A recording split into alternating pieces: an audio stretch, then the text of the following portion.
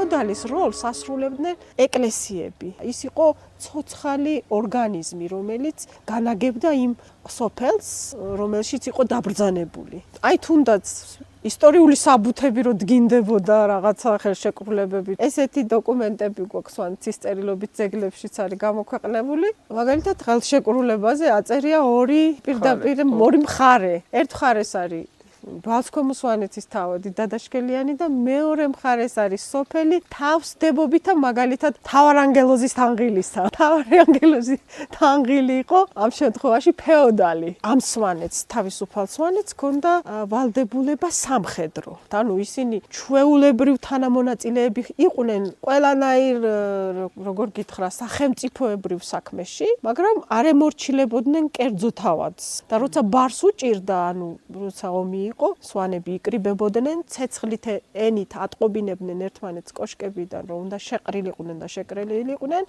და მიდიოდნენ საომრად. მაგრამ სამეფო ვალდებული იყო სვანეთისთვის ხარკი გადაეხადა პირიქით ამ სამხედრო ვალდებულებისთვის. როცა ბარი სუსტდებოდა, უკვე სვანები მიდიოდნენ და ძალით იღებდნენ იმას, რაც ეკუთვნოდათ.